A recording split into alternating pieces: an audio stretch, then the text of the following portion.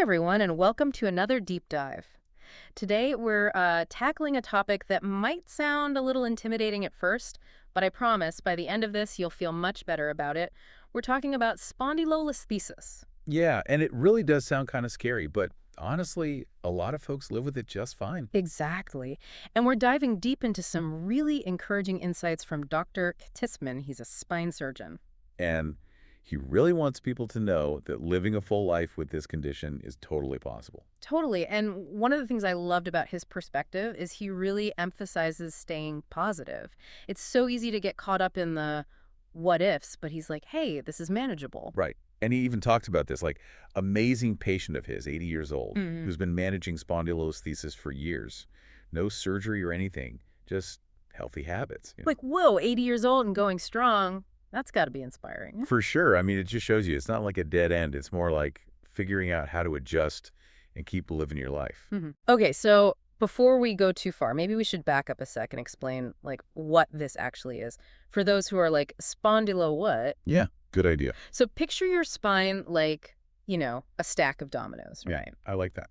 Yeah, so with spondylolisthesis, it's almost like one of those dominoes is leaning a little too close to its neighbor. So to get technical for a second, basically, one of the bones in your spine, it slips forward a bit over the one below it. Which, again, sounds a lot scarier than it usually is. Right, totally.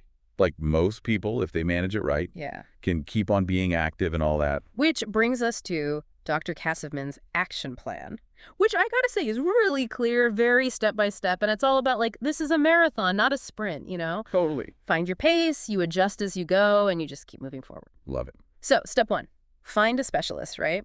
Spine surgeon, neurosurgeon, he mentions orthopedic surgeons. Point is, there are options. And that first appointment, that's huge. That's where you figure out what's up with your specific situation. Right, totally makes sense.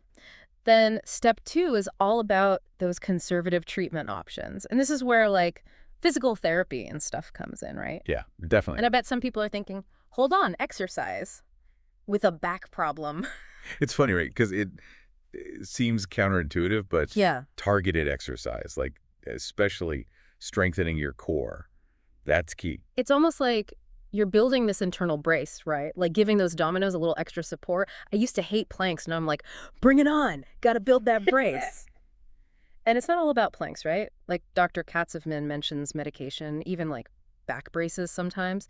Though he doesn't seem super into bracing long term. Did you notice that? Yeah, it's interesting. He makes the point that a brace can be good for a bit, like short-term relief and all that. Yeah. But if you rely on it too much, it can actually make your back weaker. Makes sense. Like your body's like, oh, someone else is doing the work here, and just kind of chills out. Exactly. So got to find that balance, right? External support, sure, but also got to encourage your body to, build its OWN strength. Yeah, like training wheels on a bike, you use them at first, but eventually you want to ride on your own. Exactly. But okay, let's say those conservative treatments, they don't cut it. What then? Right, so that's where step 3 comes in, the advanced treatment options. And this is key. Surgery isn't the only thing on the table, which Dr. Katsevman makes very clear. He does talk about injections, though, which can be super helpful for pain and all that inflammation stuff, right? For sure. And it's good to know there are different types. Like, it's not one size fits all. They can kind of tailor it to what you've got going on. Absolutely. And even when surgery is recommended, it's not like game over, you're stiff for life. Yeah. He talks about these options where they try to, like, preserve as much motion as possible. Minimally invasive decompression, for one. Right. And even something called the TOPS procedure, which sounds really interesting. It's like he wants people to know that even at that level, you still have choices, You're not just along for the ride. You get a say in what happens. 100%. And it all comes back to that whole journey thing, right? You might start with one approach, see how your body responds, adjust as you go, finding what works for you. And that's got to be empowering for people, right? Like, you're not powerless. You're part of this. Totally. Which brings us to step 4, ongoing monitoring follow-up. So it's not like you hit a milestone and boom, you're good to go, huh? Not quite. I mean, this is something you kind of manage over time. Like, think of it like taking care of a car. Okay, I like that. You got to get it checked out every so often, maybe some imaging like an X-ray or an MRI, just to keep an eye on things. Regular tune-up. Exactly.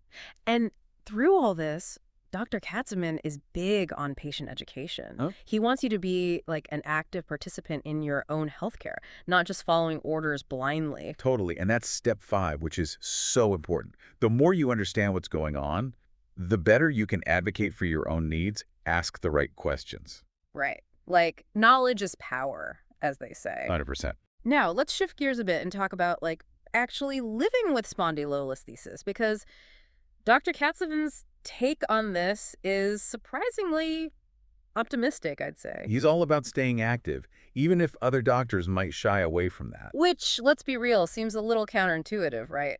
Back problem, you'd think, all right, time to embrace the couch. It's a common thought, for sure. Yeah. But honestly, movement is often the best thing. He does mention, like, low-impact stuff is great, swimming, walking, that kind of thing. Right.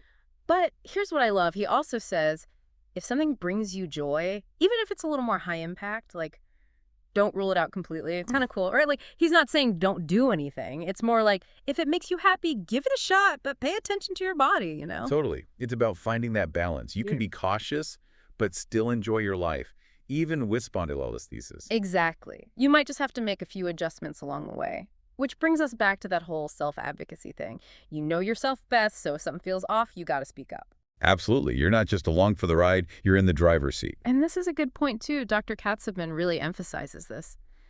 Managing, this isn't just about the physical stuff. Mindset matters, too. Huge. You got to approach it with a positive outlook, be open to adapting, believe you can live well. Basically, it's like saying yes to life, even if your spine's doing its own little dance. Love that. Keep on dancing. Right. You adjust, you adapt, you keep on dancing. That's the takeaway here, folks. That's it.